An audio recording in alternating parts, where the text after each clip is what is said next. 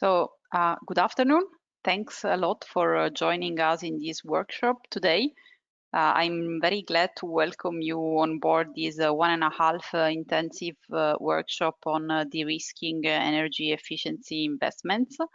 I'm quite sure many of you are aware of the European Commission communication about the green renovation wave for Europe. I think the topic that we will be discussing here today is really a prominent one. There will be 3 different Horizon 2020 projects financed under the same call on mainstreaming energy efficiency financing. All of the 3 working, let's say, as individual projects and together starting to collaborate to facilitate the complex argument of the risking energy efficiency financing. The 3 of them have different scopes and aims, but are somehow related to each other and can become a really successful system, I think, at the end of the project. I believe that we have now today a lot of tools and technological instruments and technologies that allow us to renovate our buildings in an energy effective manner. What has been missing the last years and what we will be working forward in the next years to come is to boost the injection of private capital into the building renovation sector, to create more jobs, to enhance sustainability, to decarbonize the sector. All of these objectives are ambitious and necessary somehow. The aim of the 3 projects is to create the underlying rationale on which private investors can base their decision-making processes on the one side. And on the other side, we will also, let's say, prepare fertile ground for all the financial product initiatives related to the green renovation wave. So providing, let's say, guarantees on the quality of energy renovation interventions, on the payback time, on the return on investment, and so on and so forth. So I think that's all from my side for the moment. Again, thanks a lot for joining us in this full of content workshop, and I leave the floor to Rachel. Hello, Annalisa. Thank you, and hello, everybody. I'm Rachel. I'm working at R2M Solution, and I'm also working in the e-invest project. But here I will just make a small introduction of the roundtable of these 3 projects that we will talk soon. So the 3 European projects, so e-invest, AAA, and Quest. The aim of all those projects are the same, and they want to increase investments in sustainable and energy efficient building by lowering the risk attributed by investors to this typology of investment. And there are also all the same observation, and the context is the same for them. All these quotation are quotation from the grant agreement. So I will read some of them. So investors realize more and more that the increased technical complexity of buildings make it necessary to actively monitor and verify the quality of any building work to make sure that the required performance they pay for are achieved. So that's one of the concepts. Another one, energy efficiency is not yet considered as an attractive investment by financial sector. The perception of risk surrounding building renovation operation is an important driver in most of energy efficiency related financial operation. So the same observation, all the same context that you can read here. But as you can see on the, they quite start at the same time, so they have the same maturity, but their scope is not exactly the same of all these projects. So the e-invest project is only focusing at first on tertiary building, as the other project, AAA and Quest, are focusing on all kind of buildings. And the scope focused for e-invest, the plan is to work before the investment, and with mathematical analysis of risk and algorithm. For AAA, it's also before, but more with assessment and guidelines.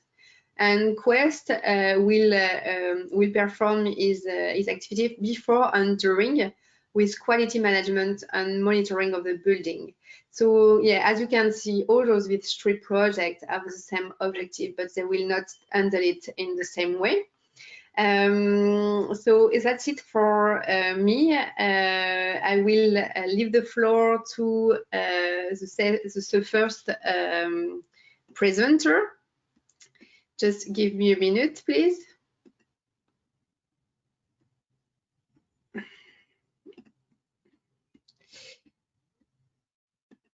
So Annalisa, now you can present Invest. Thanks a lot.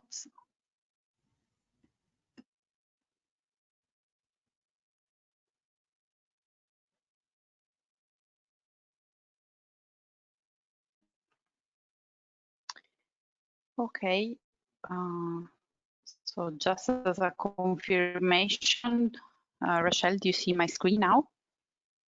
Yes, very well. Not in full screen, but we are seeing your slide. I think so.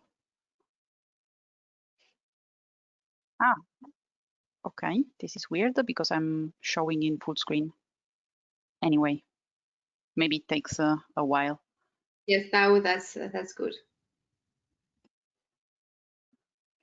Perfect. So in the next 10 minutes or so, I will take you through the description of the Invest project, trying to give a flavor of the contents that we are dealing with. Of course, it's a very brief presentation. So what I suggest is that all of you who are interested in knowing more about the topics, or maybe collaborating in the future, can send us messages via the chat. Rachel and I will take them all along the session, and then maybe we can reply later or get in contact. So please, I do encourage all of you to send us questions or comments, also to improve our next project developments. The Invest project is conceived to contribute to de-risking energy efficiency financing, in the sense that the consortium will closely cooperate and has been working in the past year or so to build evaluation models related to energy efficiency investments that really investigate in depth all technical issues that then can have an economic impact on the return on investment and payback time of building renovation actions. It does have a focus on commercial buildings, and in particular on office buildings. Anyway, we are developing our evaluation framework so that the replication potential on other building types and building uses is ensured right from project end. Invest will develop so, as I was mentioning, effective evaluation methods for combining the evaluation of or finding technical financial risk correlation by categorizing a number of major technical risks, those that are, let's say, most commonly taking place or happening in the construction and renovation sector. Then those risks will be quantified in terms of their impact on the technical performance of the building and on investor confidence as an end result, let's say. So the thing with financing energy efficient renovation is that often investors are not, let's say, used to read technical data about buildings. So our aim is, let's say, to translate technical performance data into financial indicators. So more in detail, we will go through three main phases.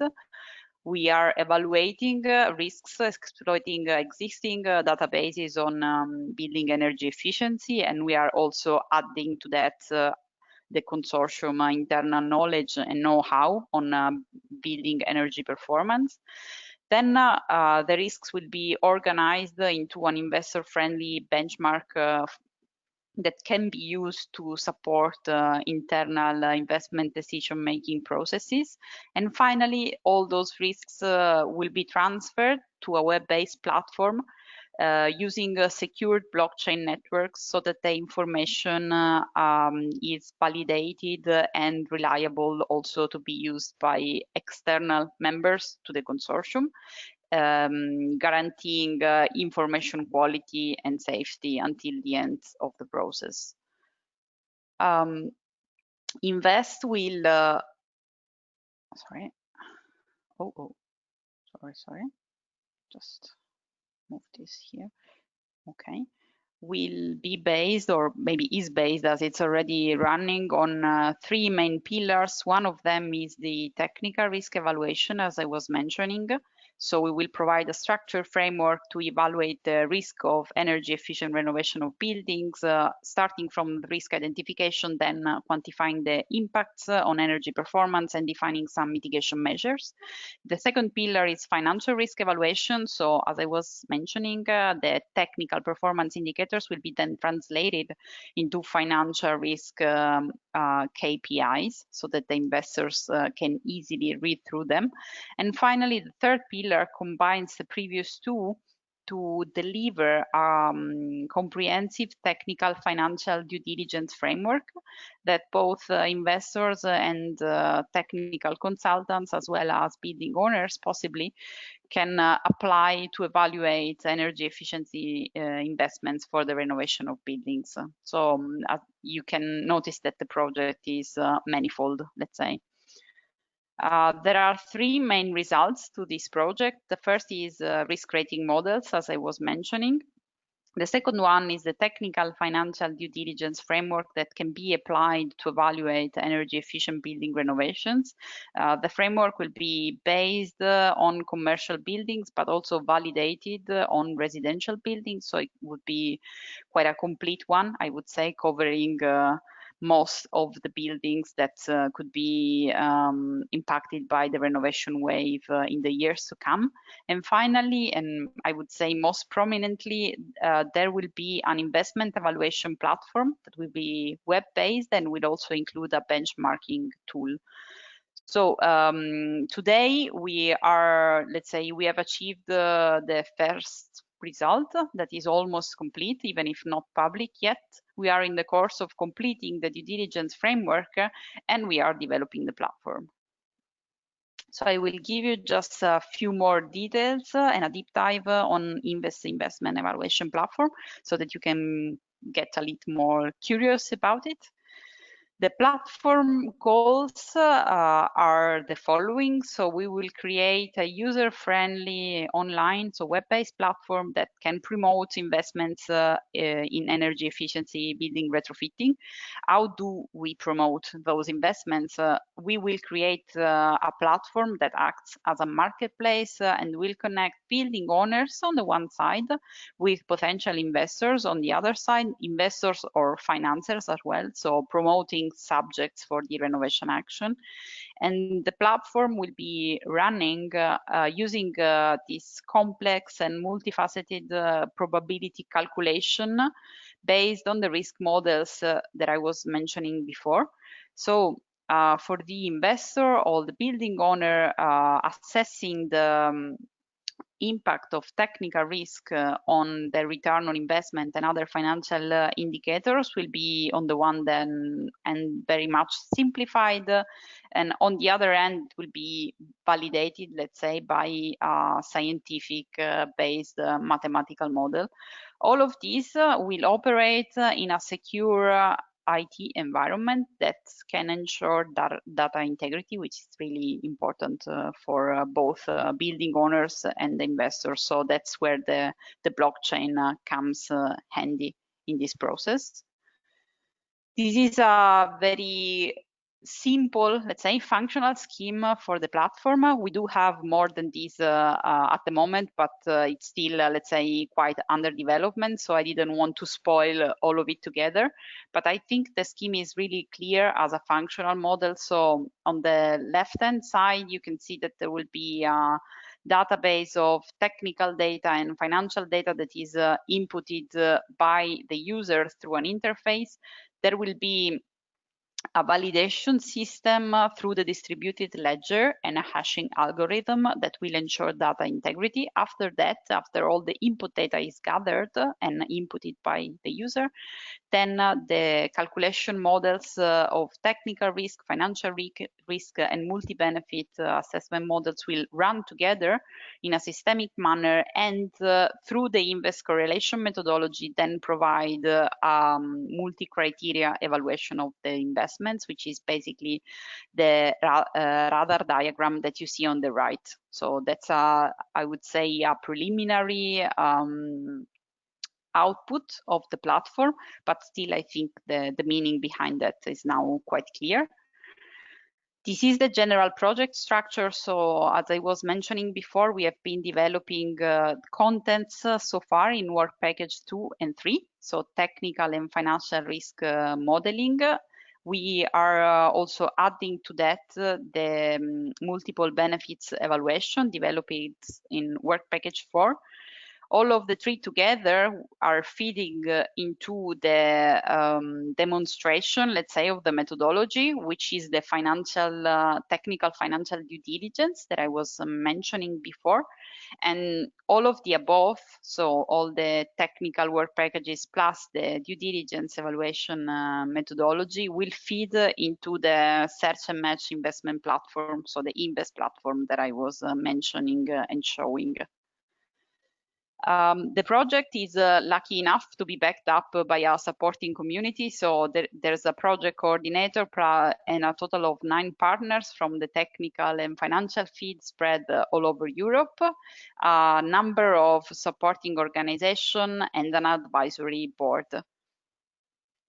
This is a map showing project partners, so located, as you can see, all around Europe. And I'm also happy that many of the partners are also connected to the workshop, and R2M is also proudly organizing this very interesting workshop. This is the quick synthesis of the project stakeholder community. You see that there's a number of organizations from the financial field, which is really interesting for us, as well as energy service companies, certification bodies, energy agencies, owners associations, and other professional associations. And here is a more detailed list of all the supporting organizations. So we gathered almost 40 of them during the proposal preparation phase. And we are also really open to further collaboration. So in case you are interested in getting more involved in the project, just reach out to me. Then, as a final note, before closing up, a quick point on the advisory board for this project. The advisory board is part of what we call the impact maximization structure, so an internal body to the Invest project that really aims at leveraging on the professional community to enlarge project impact and to ensure that by the end of the project, the platform will be really ready for commercial use, for a wide use in the investment sector.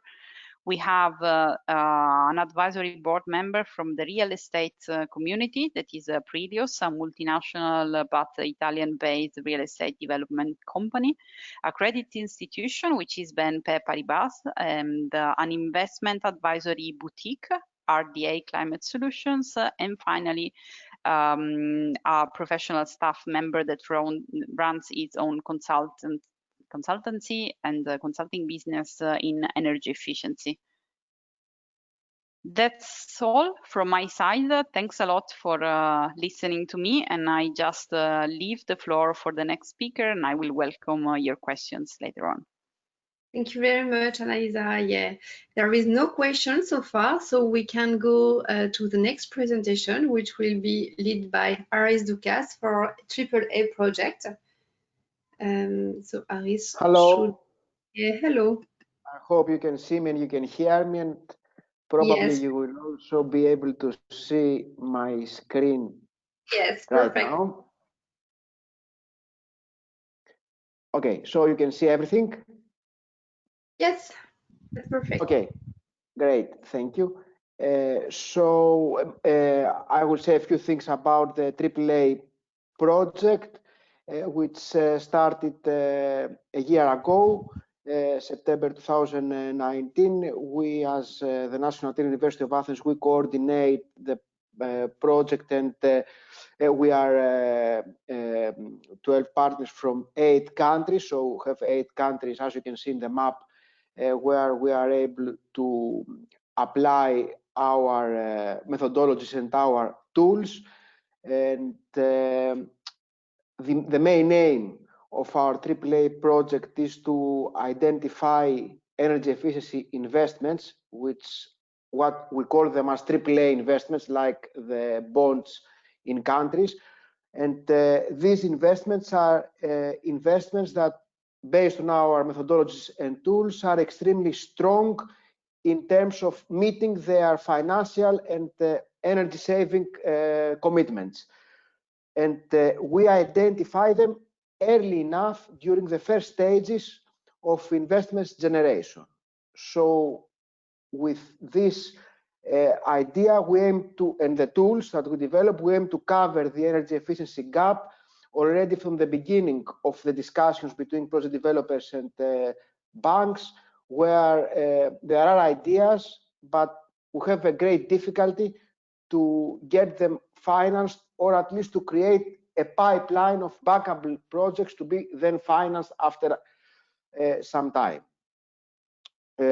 So what we offer is a AAA methodology and tools that will standardize the process for identifying attractive ideas, categorizing them as AAA ideas, and then we create strategies, funding strategies for financing this portfolio of AAA project ideas that we identify and categorize. We will be able, through our 8 case studies, 8 countries, to check the validity of our methodology and the tools, and to create more policy also oriented recommendations for these countries. The AAA methodology, it can be also understood by the name, is based on 3 dimensions, 3 A's. First, we assess the ideas in terms of their risks. So this is also related with the previous project already presented. Then we have the agree step, where we identify the ones that pass the assess stage and that are considered to be as AAA based investments based on key performance indicators that we identify. And then for these AAA investments, we assign specific financing schemes. So these are the 3 steps, and for each step we have also a tool. The first step is the assess, where we have already developed a risk profile per member state, based also on the EU taxonomy eligibility criteria, and we try to include also mitigation policies for the risk identified. The second step is the one that we categorize tools, projects based on the AAA approach, and the third, where we have the in-country demonstrations to proceed towards the financing of this project. So the outcomes are, of course, our AAA rating system, the KPIs and benchmarks, the interactive web database, which is already available, and I will note the URL, and of course the links with energy efficiency certification schemes. I would like also to highlight that we create a link with the DEEP database, you know, the de-risking database where already thousands of real-life projects and their data are available. And in fact, we are already developing a methodology, and it will be published in a few weeks, I think, where we use different type of classification algorithms like ordinal logit and probit, linear discriminant analysis. These are very classical, let's say, classification techniques, but also machine learning techniques like SVM and KNN to select take the data from DEEP and classify the AAA projects. So it was the first time that such, let's say, classification and sorting techniques were used not in a general investment problem, but in an energy efficient investment problem. And all these five had, as you can see, a very good, relatively a very good score, but the machine learning methods that we used due to the non-parametric behavior seems to fit better compared to the parametric models, and this is a good insight that we can use then the DEEP platform to train our models and help financing bodies to identify AAA investments. As I told you, we launched the 2 of the 3 tools already from June in a respective event within the EU Sustainable Energy Week. And we are now trying to feed our first 2 tools with real-life projects from the 8 countries. And you can visit and would like to visit and also to provide your input to our toolbox. You can see the URL. We have also developed a web database where for these 8 countries we have defined the risks, and we already have some quantifications per risk category. You can also visit the database and check what are the risks in your country. And before thank you, I would like also to have this opportunity to have a poll, if this is available, and gain some first insights from the audience on 3 questions, immediate questions regarding the energy efficiency impact on the value of buildings. And there are 3 questions that we have already available. Thank you. Thank you very much, Aris, for this presentation. There is no question so far from the audience, so we will move to the last presentation, the presentation of the last project, the Quest project, with presented by Stefan Plesser, and Sergio will talk then. So yeah, you should be able to share the screen.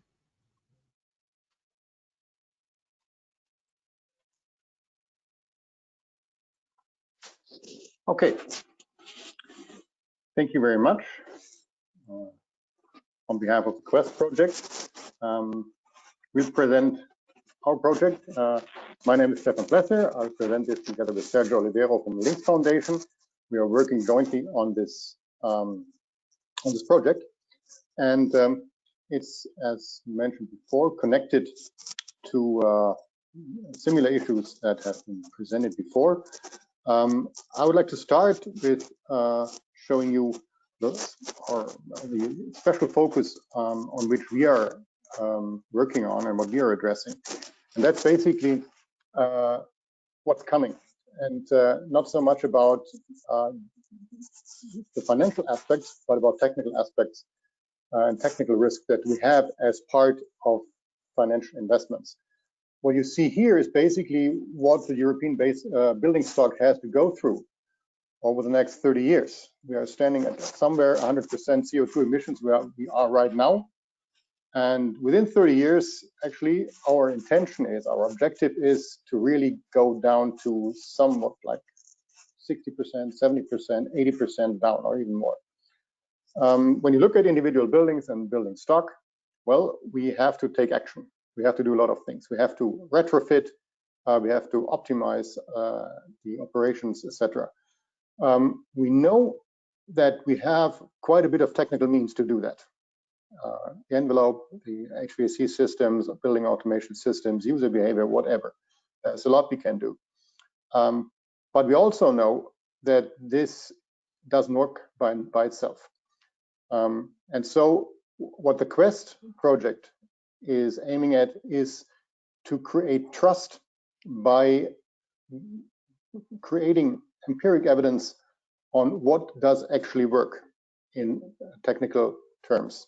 Because if we do all those measures, and we are talking about innovative technologies, we are talking about a huge acceleration, high speed, lots of investments on a large scale.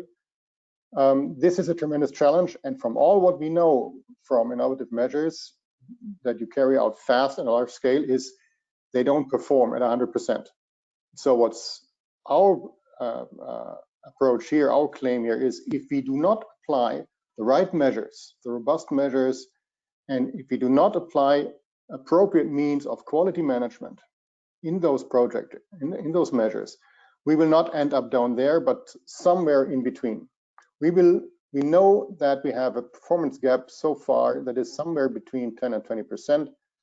And this is something we cannot have if we want to meet our goals in 2050. We have one shot for each building and not another one. So we have to do better. And that's actually what Quest is supposed to do. In Quest, we want to gather empiric data on what are the measures that actually deliver the performance that they promise, that actually help us to go down, and what are successful, effective quality management approaches. What are we looking at? Well, we're looking at measures for existing buildings and measures on new construction or complete retrofits. And we're looking at certain services like monitoring, services like commissioning management, services like green building certifications, or in existing buildings, recommissioning, energy inspection, audits. All this are services that exist, that are in place. They need to be applied, but it's quite difficult to get them into projects as part of investments because, well, in the beginning, you don't have problems, you don't have technical issues. And so, well, you don't need them right when you make the budget for a project. And so it's very difficult to communicate without evidence, without empiric data, that those services are actually essential to guarantee that a year later, 2 years later, 3 years later, you have a successful project. So that's essential. We need to get this trust on the financial side, financial people, and it has to be delivered by the technical people. And that's the challenge that we want to cross with empiric data in the Quest project. We have a mechanism for this, actually two mechanisms for measures in operation for existing buildings and for new buildings. The key element here is a post-project or post-measure evaluation. So we want to evaluate after a measure has been implemented, after a project has been carried out, has this measure been successful? Has this project, or to what degree has this project been successful? From what we know from the market, from our stakeholders that they told us, is that they do not have sufficient information on this in technical detail, aggregated on financial indicators, that they could make a good estimation of that and consider budgets right in the beginning of projects for quality management, for example. And so basically, we want to carry out post-project evaluations, getting the perceived quality, the perceived effectiveness of quality management measures. Of course, we will look at the technical building services themselves, review panel data and contracts and reports. We aggregate this, and from this we want to derive what we call quality management impact factors that then can be applied to make the most effective investment into quality management in the beginning of a project, where you set up the budget, where you make the contracts, etc. And quite similar it will be in existing buildings. When you do, for example, recommissioning, we want to empirically prove the added value of individual measures and apply quality management services so that we can improve buildings in operation better and more effectively. This is what we are doing. We are about to finish the methodology. It's going to be finished in the end of the year. Then it will be published, and we will certainly be happy to receive as much feedback on our proposition, on our methodology. But we are at the same time already starting to apply it in first pilot projects.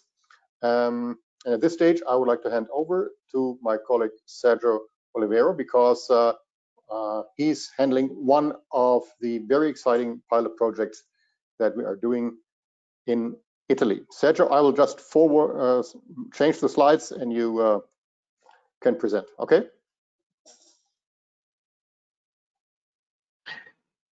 Thank you, Stefan.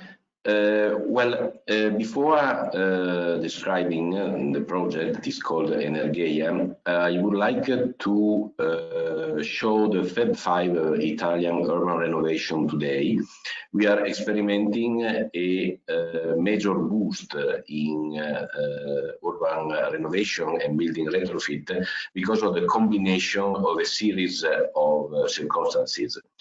First of all, technically speaking, we can get energy savings and up to 90% reduction of thermal consumption using a combination of active and passive measures, with specific reference to the multifamily houses or condominiums that in Italy represent a significant slice of the entire building. Then we can clearly implement energy transition technology through a smart retrofitting approach, as I said, combining active and passive measures. And clearly economy of scales, because each building, each multifamily house in Italy is worth an average €1 million. So you can easily understand that putting together several tens of buildings, you can get relevant threshold in financial terms. But well, last but not least, the two major financial boosters are fiscal incentives and the change in regulation. Because in Italy today, when you perform a building retrofit, you pay 100 and you get 110 in 5 years. That is, you get more than you spend. This is really an accelerator of the building retrofit process. And at the same time, the Italian government also anticipated the adoption of the RED II directive, so that today in Italy, renewable energy communities are regulated by law, and you get 110 euro per megawatt hour when you use self-consumed energy. That is, if you put together the fiscal incentives and the new incomes coming from the incentives related to RED II directive adoption, you can easily build innovative business models for urban renovation. Next slide, please, Stefan. Well, that's why I'm showing you the Energia project. Energia, as you can see, looking at the logo at the bottom left, is an initiative by three entities. Acea Mineralese Energia, that is an energy utility active in northwestern part of Italy. Tecnogeni, that is an expert and a construction company, and the Energy Center of the Politecnico di Torino, who is acting as a scientific validator of the solutions. There's a plan for retrofitting, smart retrofitting, in the sense that there's a combination of active and passive measures for the sake of an electrification of the heating process. Well, the smart retrofitting of 150 multifamily houses by 2023, that is around 140 million euros. This is eligible to 110 tax credit swap. Clearly, it is a low-risk investment because it is completely guaranteed by the Italian government. We get up to 70% reduction of heating cost, and retrofitted buildings become smart in the sense that they are managed by building management systems that can also easily use as the basis to create energy communities for multifamily houses. The BMS also enable the exact calculation of the amount of CO2 that is avoided since the gas consumption dropped about 70%. These also open the door to new financial mechanisms based on the measurable reduction of CO2. This is clearly coherent with the renovation wave. We focus on mobilization of investment in building renovation. So next slide, please. Practically speaking, Energia will be used to apply Quest methodology, evaluating the quality management services by post-project interviews, but above all as an analysis of technical and financial data that will be automatically provided by the BMS of the retrofitted smart buildings resulting from the renovation process. This is the value of Energia is about 140 million euros. It is not a huge project, but it is big enough to represent a good basis for experimentation. The basis is energy performance contracting. Please note that thanks to the incentive, 110% incentive, you do not strictly have to use an EPC contract because you are practically paid directly by the Italian government. But since we are creating very complex electronic systems to manage the smart buildings, we need a capacity to manage, a capacity to maintain the installations over a period of 5 to 10 years. That's why the EPC contract was adopted, and clearly the quality management systems related to Quest will be used also to upgrade the way the EPC is implemented. As I told before, data on energy performance, I mean both thermal and electric, are provided by the BMS, and they can be remotely assessed on real-time basis by owners, tenants, and this can make the difference because everything is made public in a way that is oriented to a virtuous, continuous improvement of the performance of the buildings, but also to tune and improve the methodology. Thank you. Okay, thank you very much. Thank you very much, both of you. We have a question for you, but maybe it was raised before than Sergio was speaking, so you start to answer to this question. So during the methodology development, did you get in contact with external potential stakeholders to validate your methodological assumption? I'm sorry, did not get the full question.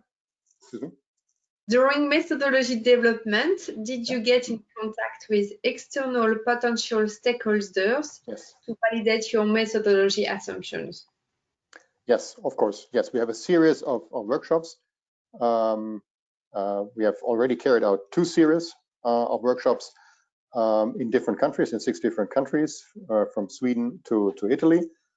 first clarifying the overall intention and the necessity for this kind of information. Then we have provided a first draft to check whether we're on the right track.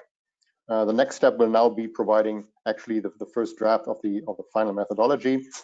Then we will have another round with the pilot results implemented, and then we hopefully are there. Okay, so very complete methodology, thank you. And there is another question that pop up. Which stakeholder did you involve in the workshop? Which groups of actors? Well, it was pretty broad field of stakeholders. We had building owners, private building owners, institutional investors, developers. We had public building owners like municipalities, cities, even federal agencies, and we also checked with the associations, like real estate associations in different countries, and with some of the stakeholders, like for example in Italy, the performance contractors, to have a pretty broad view on this issue. Okay, thank you very much, both of you, and thank you to all the projects who have present your great project.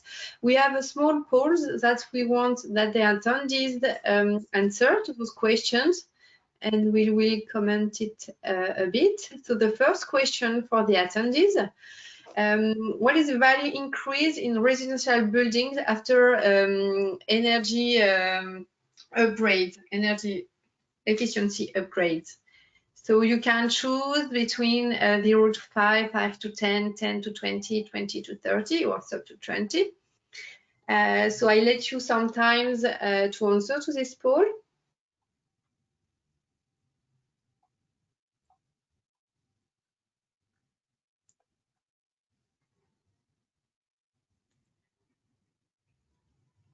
The poll is still running a bit for me to wait that more attendees are answering the question.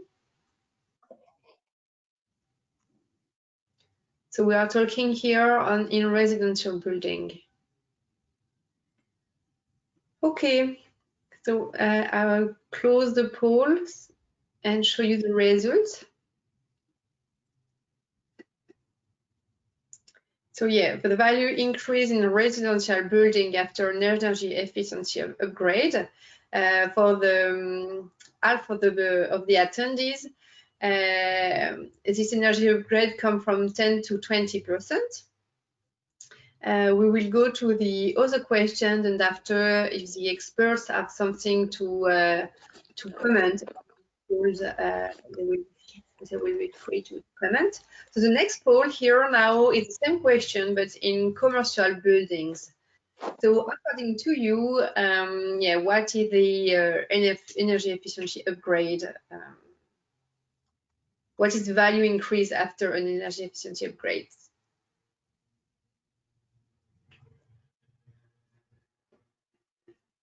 So for residential building, we were up to 10 to 20%. And let's see if for commercial buildings, it's the same or not.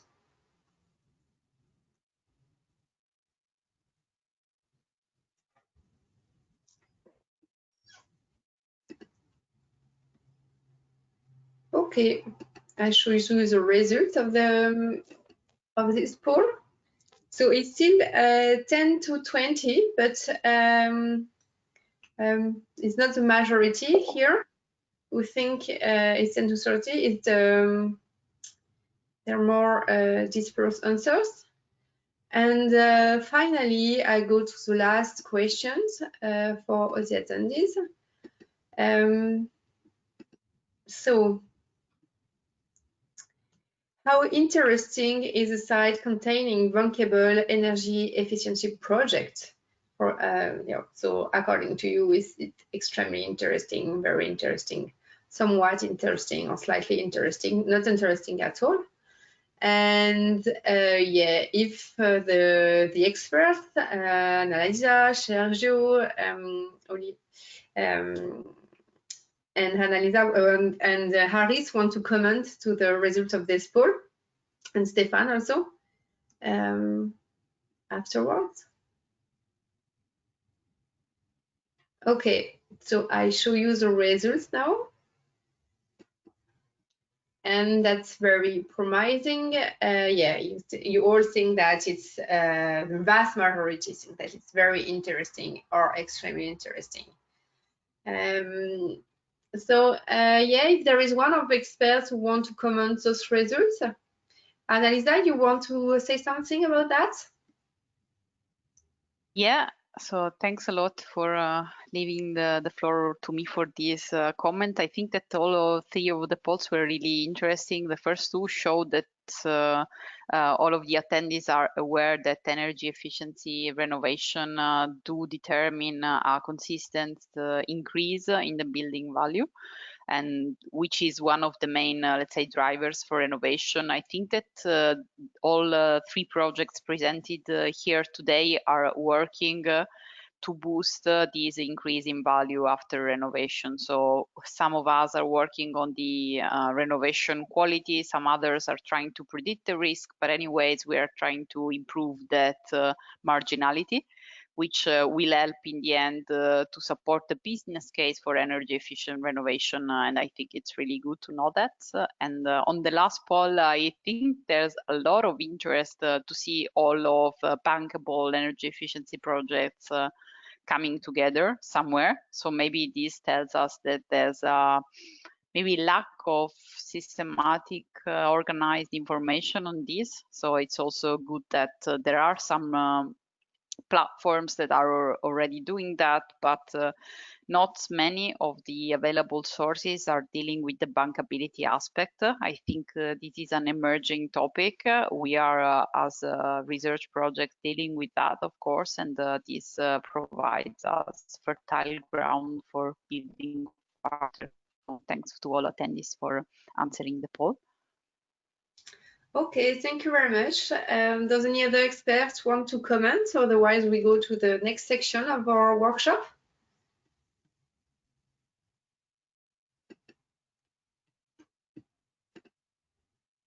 Okay, so we are going to section 2 of this workshop, and in this section 2, the idea is to have kind of a roundtable. And each of these projects have prepared a question that they want to raise to the other project. And it will be Aris Dukas from AAA who will start to answer those questions. So the two questions they have you have to answer. So the first one is the one from the Invest project. What are the financial and technical risks to invest in an energy building renovation? How to evaluate them? What is the impact on the property value of the energy renovation? And the questions coming from the Quest project, which are the key incentives for energy efficiency investments? Which factor could help investors in their decision making on energy efficiency investments? And finally, which kind of financial risk originates from technical issue? So, Aris, if you want to comment those two questions to give you or your insight on those topics.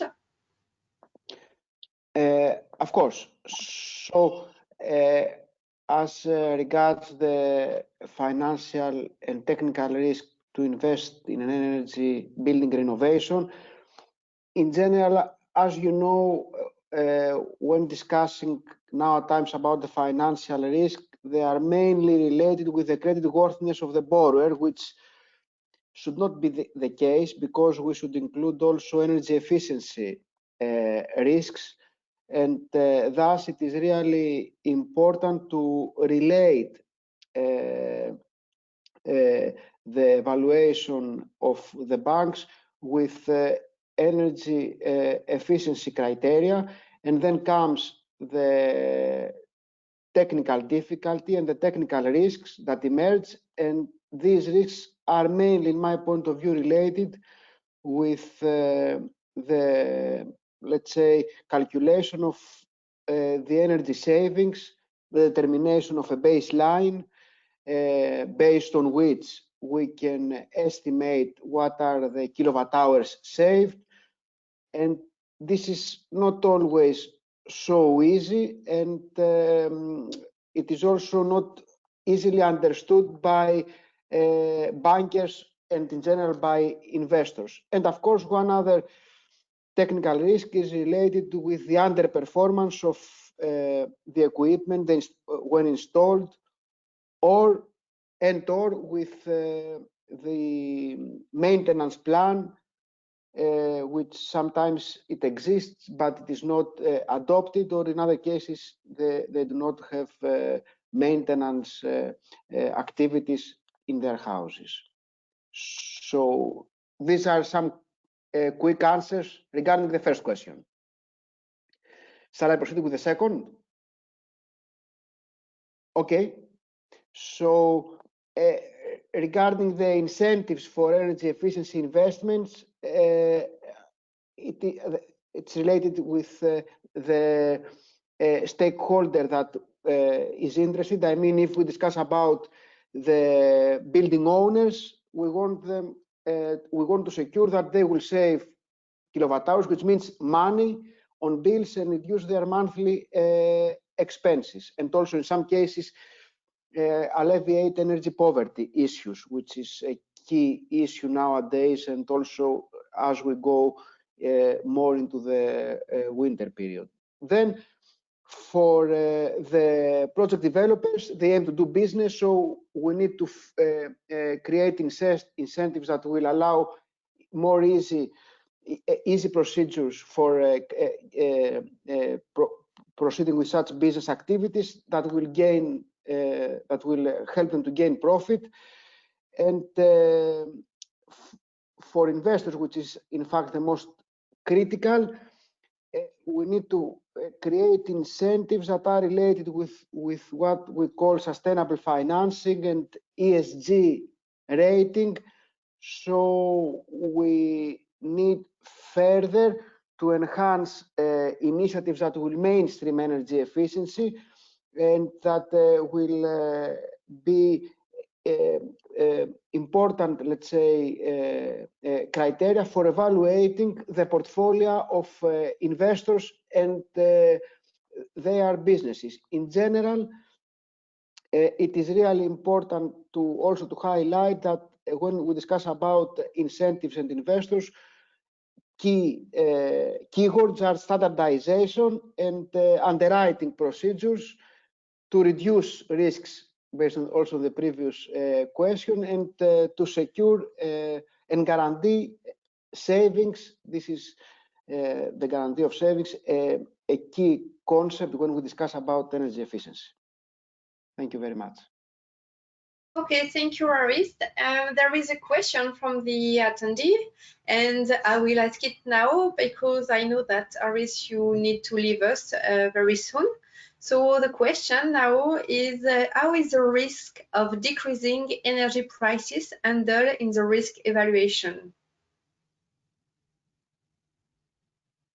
The energy prices play a very significant role in terms with energy efficiency, and this is particularly true when we discuss about energy performance contracting. Imagine that you create a contract, a service contract based on the energy savings. This is coupled with the energy price. So imagine that you have a contract saying that you have an amount of kilowatt hours saved, and then you multiply it with a specific price. If this price is changing, then the contract may not be so valid, or even the business may not be so valid. And then you can also imagine the following, that if we have very low prices, for instance electricity prices, then it might not be so viable to proceed to energy efficiency in terms of electricity savings.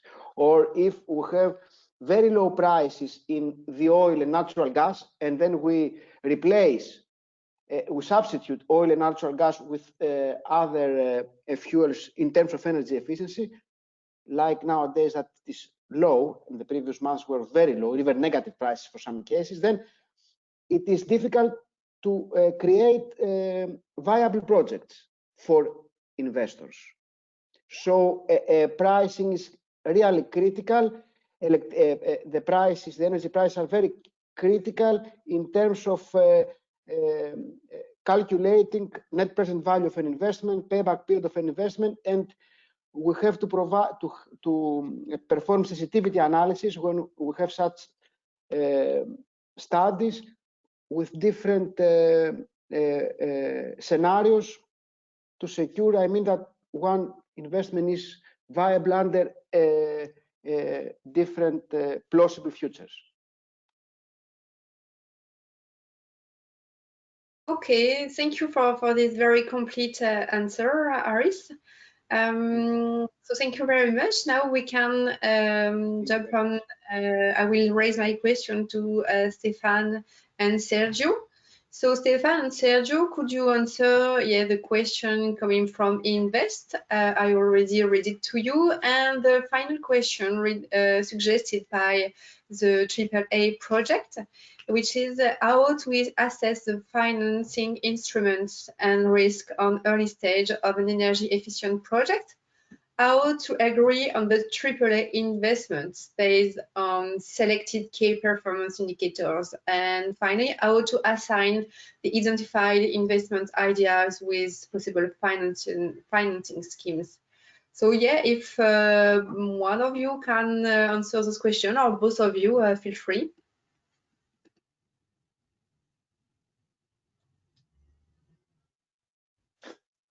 Okay, maybe I would start with the second part of the first question.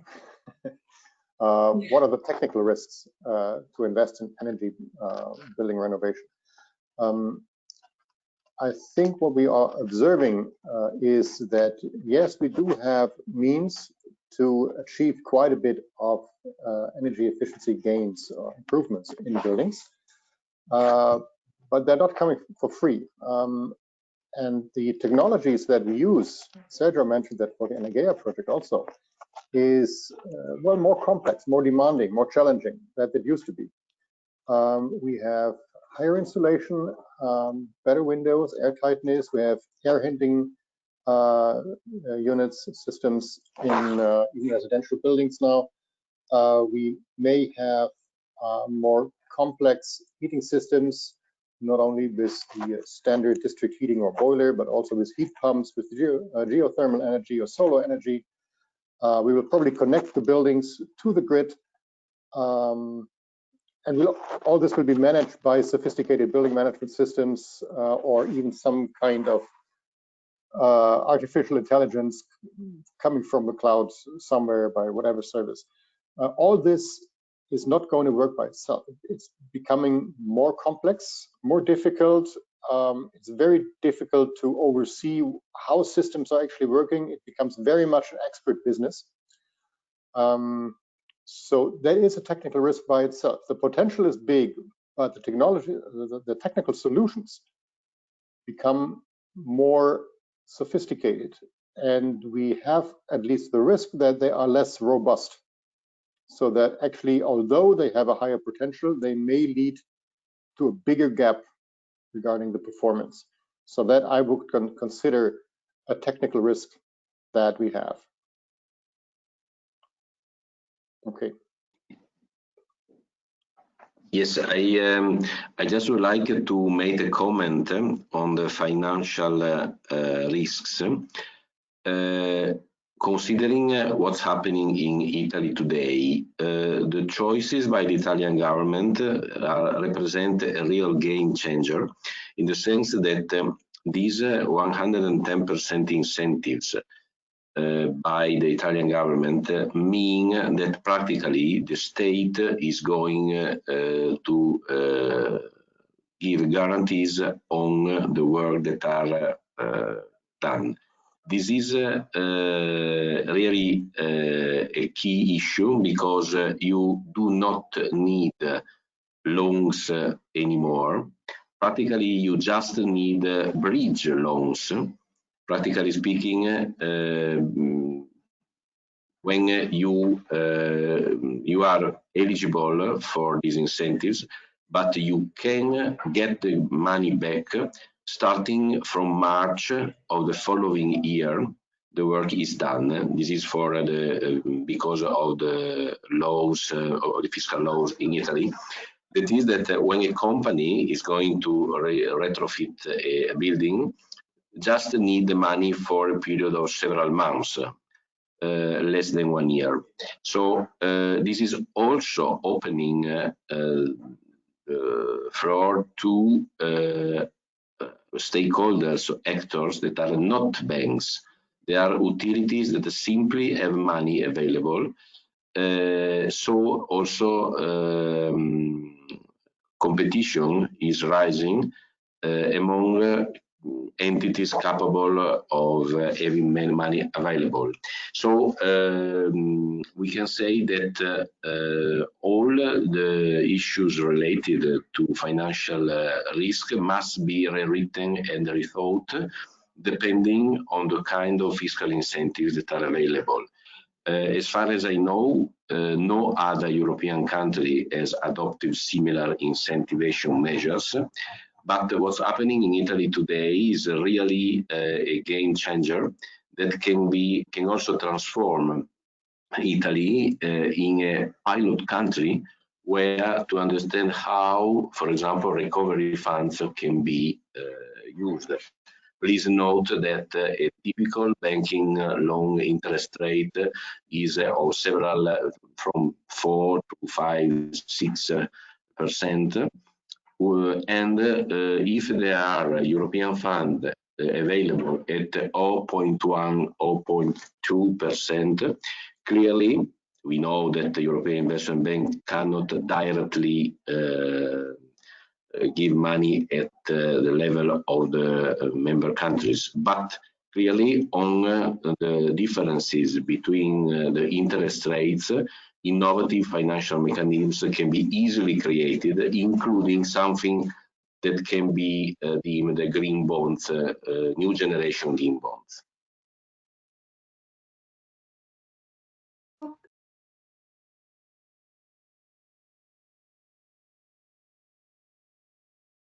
Great. Thank you very much for sharing all these insights on Italy and this experience.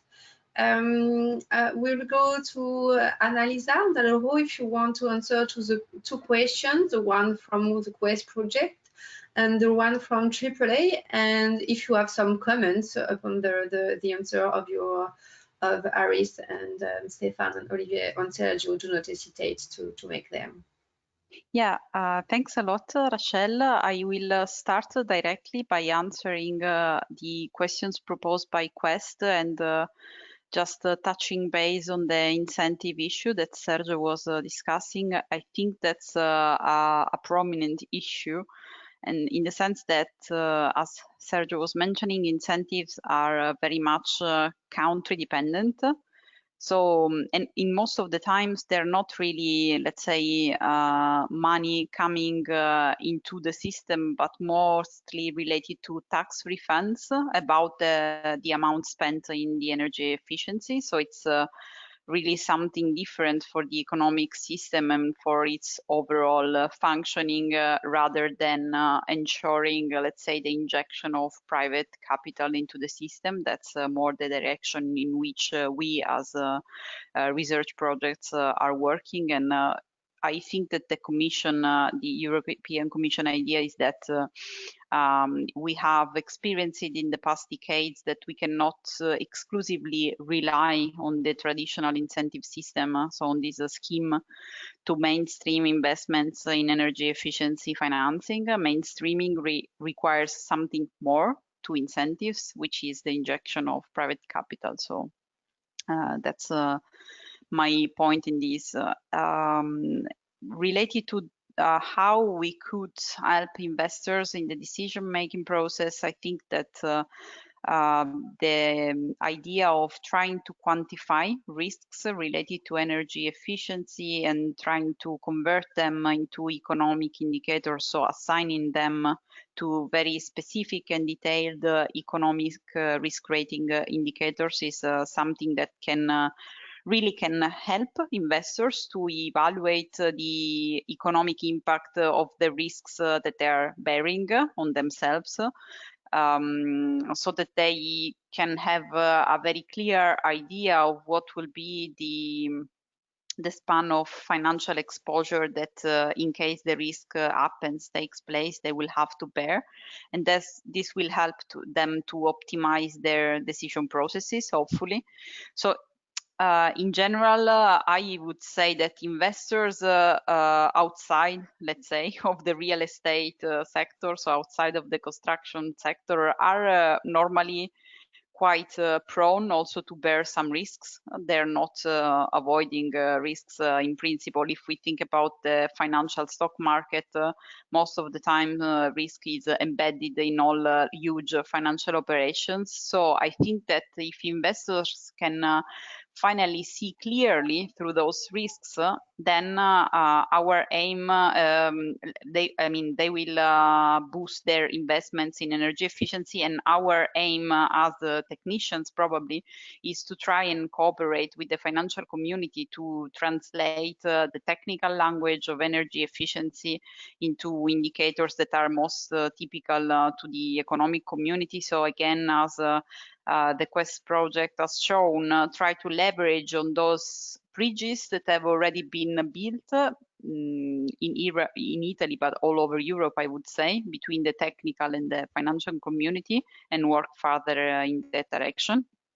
The last point about financial risks originating from technical issues, I think that it's easy to cluster those risks into two main buckets. So there's an impact on the payback time and the return on investment.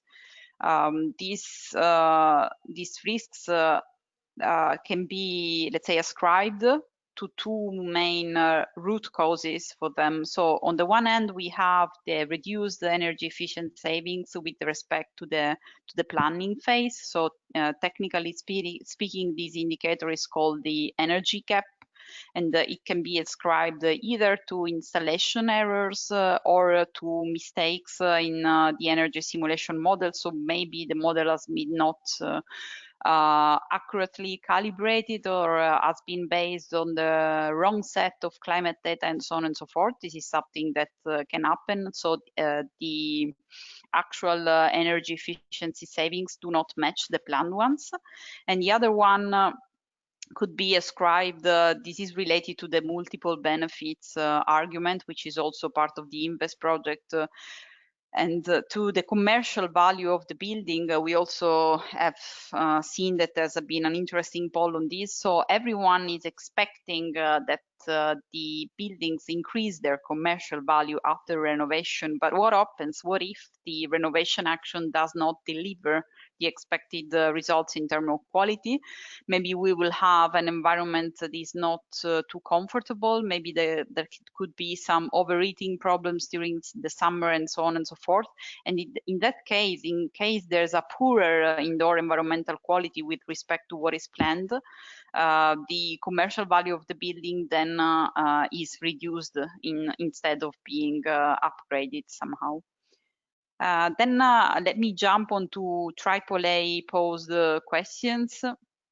So the first question is a very interesting one, and I think it's a step further with respect to what we are assessing today, in the sense that, for example, Invest is not really assessing the financing instruments. Maybe the other projects are a bit closer, but not really assessing financing instruments. I think this is something that should be built progressively. So it requires a lot of dialogue with the financial community as well. And there's a lot of these contents in the European Commission communication about the new renovation ways. So fostering the dialogue with the financial community, with the investors, to create new instruments for financing, or on the other side, improving those that are already available so that they are more prone to be matched with energy efficiency investing. In the case of AAA, how to agree on the AAA investments, so to assess them, at least that's my understanding of the question.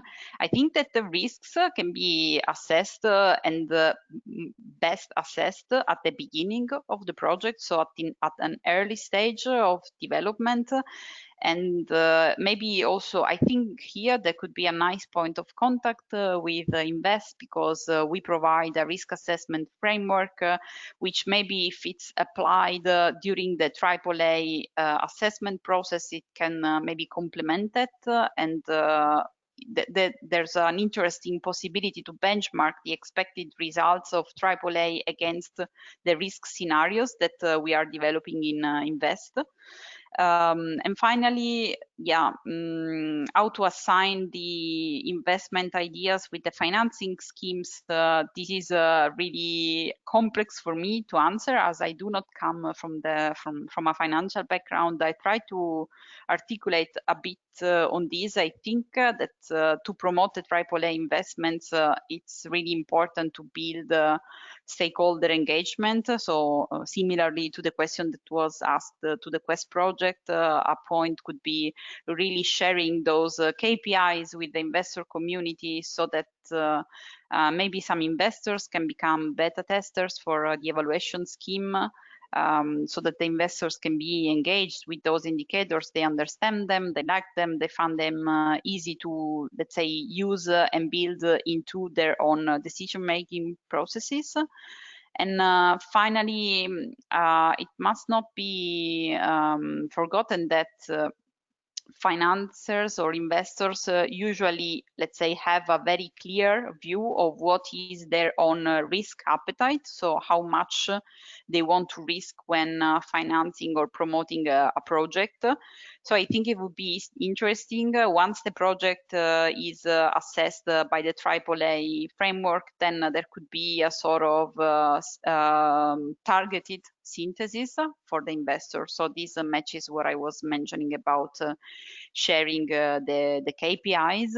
And in this light, I think that a broad collaboration with maybe investors forum on the one end, and on the other end with policymakers could be really impactful to boost this matchmaking effect. So matchmaking on the one side with the assess the energy efficiency operation with a very clear label on the risk associated, and on the other side matching them with the risk appetite of the investor and the most appropriate financing instruments available. Okay, thank you, Annalisa, for this very complete answer. Unfortunately, Aris Dukas just leave us because he have other engagement. But if Sergio or Stefan want to comment to the answers that Annalisa and Aris just give, feel free to add some comments. Otherwise, we will jump on the last section of the meeting.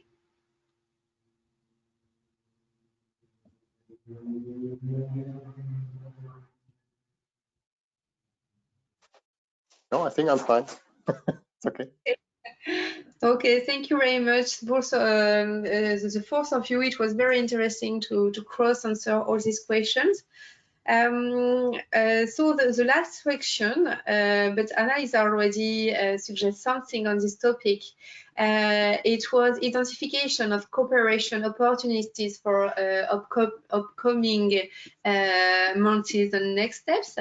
So Annalisa already talked about a complementary approach with AAA. So let's see if this complementary approach could be also foreseen with the Quest. And when we think about cooperation, so there is the complementarity, first one, but I also think it could be interesting to maybe some cross-check the methodology between all the three projects. And the last idea that I have is cross-testing, because all those three methodologies is testing itself on specific building, and maybe on one building all the three projects could test their methodology and see how it goes in the same rules. So what do you think about those ideas? What's your feeling after 1 hour of exchanging on all those three projects? Do you have other ideas? Do you have strong wishes for the next steps?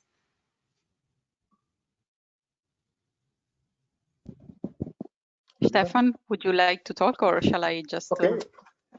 Well, go ahead, please go ahead. So Stefan and I and Sergio as well have been in contact in the last month. So Rachel, thanks for suggesting this cross-testing. What we have done so far is just sharing a case study building.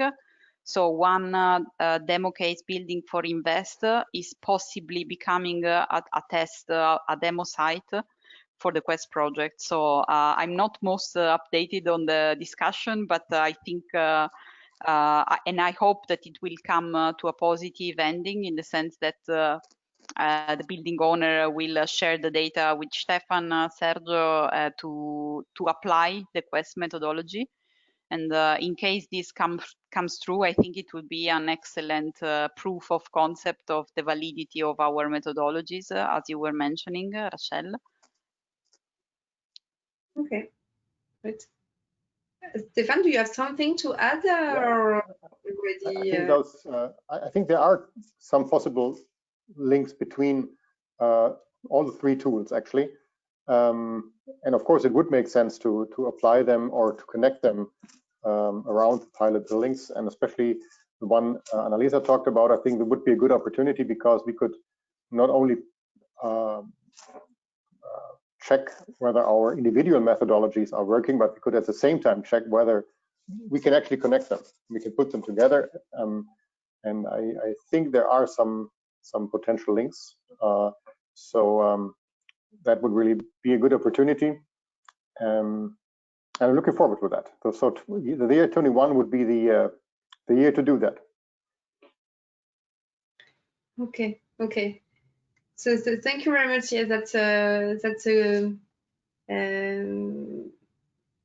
really good that some connection can be made in between those projects. And now that each of you know a bit more about the other projects, I'm sure that after this the workshop, there will be lots of fruitful interaction.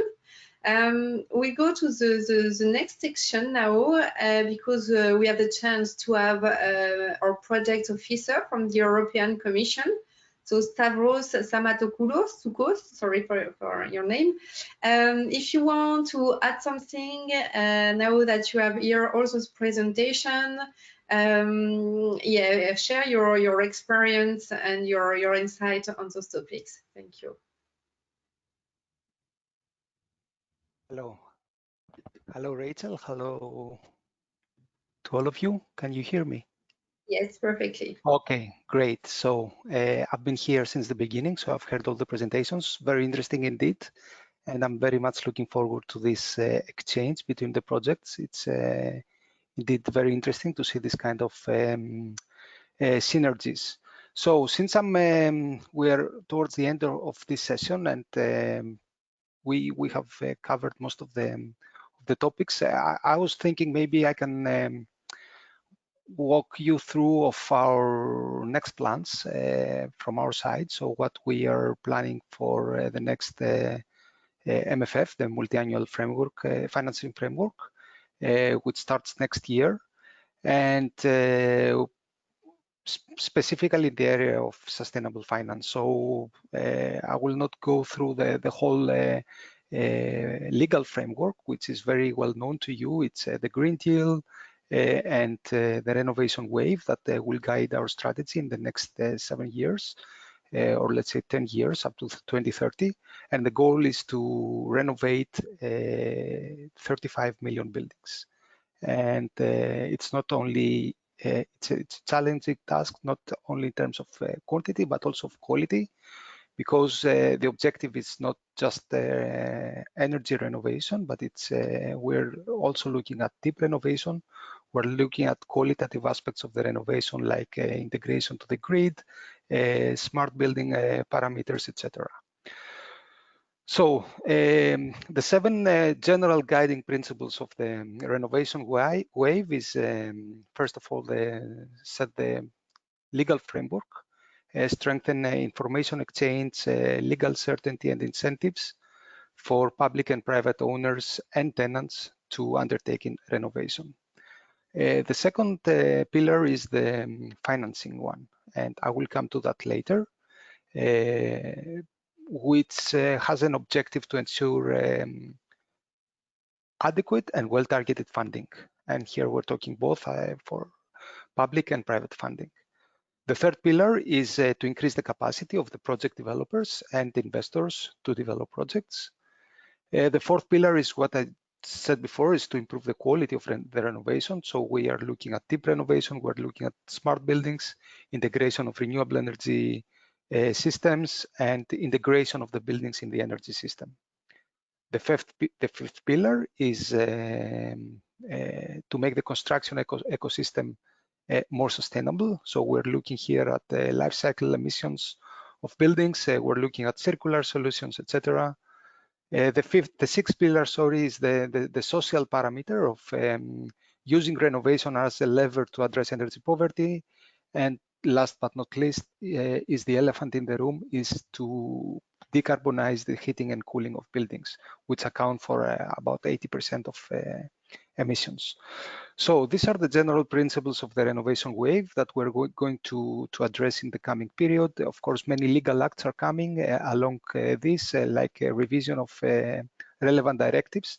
But here we're going to talk about financing, and more specifically private finance, because on the public grants, you're very much aware of the Recovery and Resilience Facility that will earmark 37% of the budget for sustainable finance, cohesion funds that have historically worked very well, and InvestEU mechanism that will remain.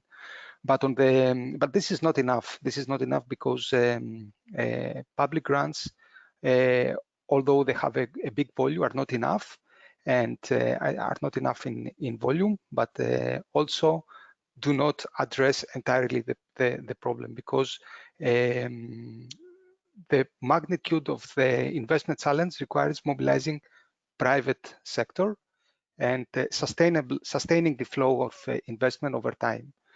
Of course, the challenge here is very well defined, especially in the context of these projects, that many private investors, they lack the sufficient incentives and methodologies to overcome all these complexities and invest into sustainable projects.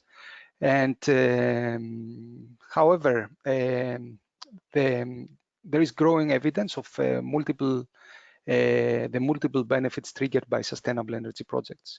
And this can influence significantly the decision-making of private investors.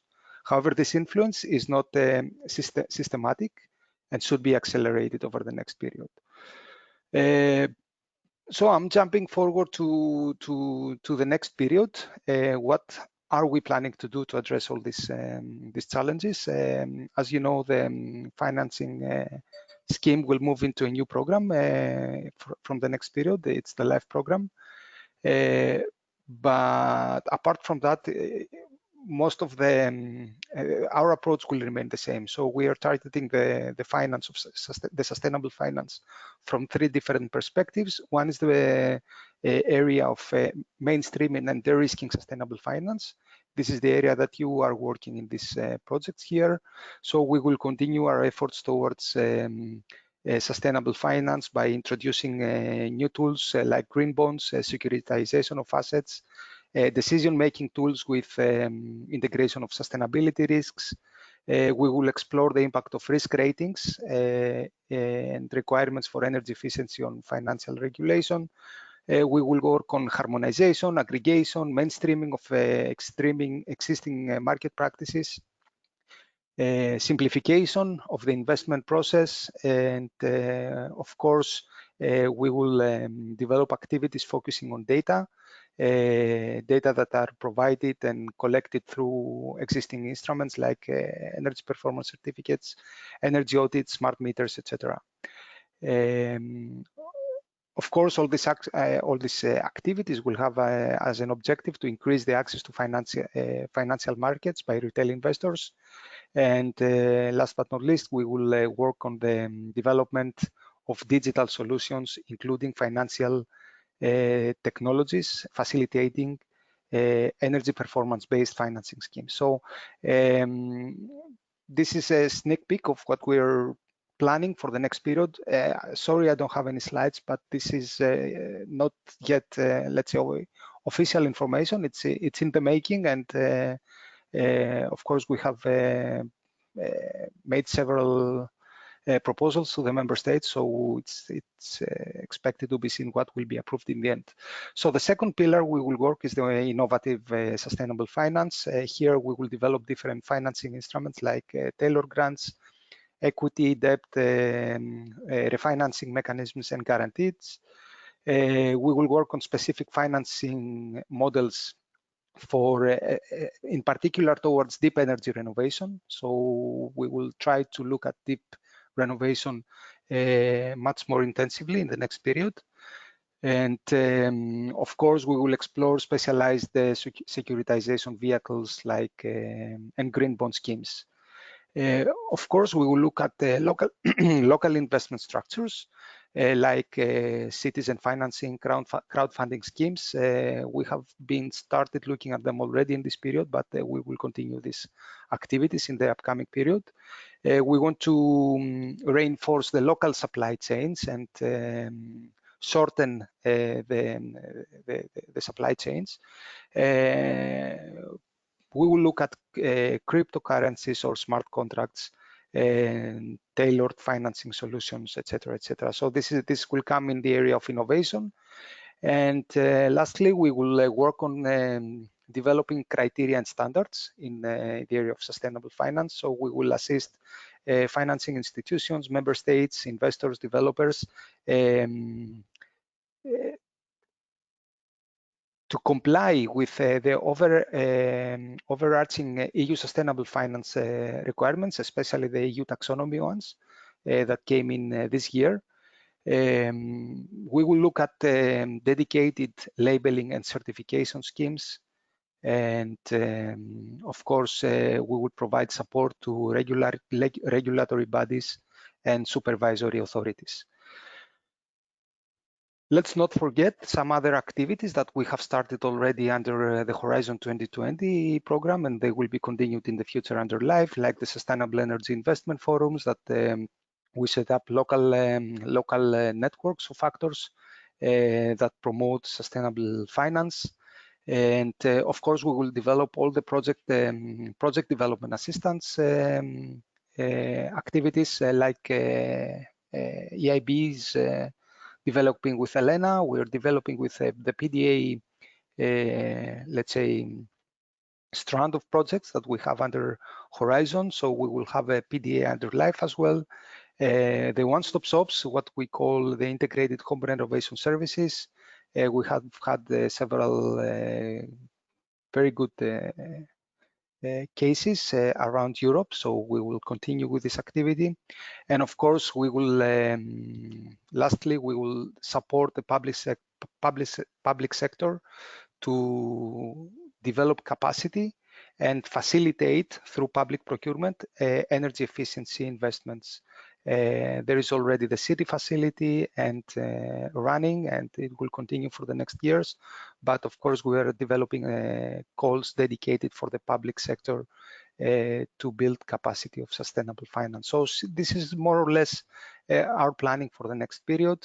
We are planning to build on the results that we get from this project. So what we are planning is not standalone. It's always connected to what we are having now. So we're trying to get from the existing projects the good results and build on them and try to bring them forward, and of course roll them out in the market. So that's the added value we will try to give over the next years. That was from my side. I don't want to take any more of your time. I think we're overdue. And thanks a lot for the invitation. It has been very interesting. Thank you for us also. It was very interesting to have you on this workshop, and with this overview of what will happen next with the European Commission project. Annalisa, as the project coordinator of eInvest and the organizer of this workshop, do you want to say something? Maybe just thanks, Stavro, for joining us and for giving this insightful conclusion to our thoughts. I think it's useful and very good to know that we are working towards the right direction, or what are the Commission plans for the future, even if it's still a draft. But thanks a lot for sharing.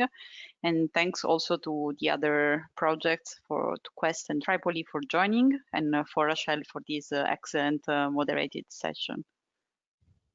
Thank you everybody, and thank you the attendees. So bye. If you have other questions, feel free to reach us after the end of the webinar. Goodbye. Bye. Thank you very much. Thank you. Bye. Thank you. Bye-bye. Bye. Bye-bye.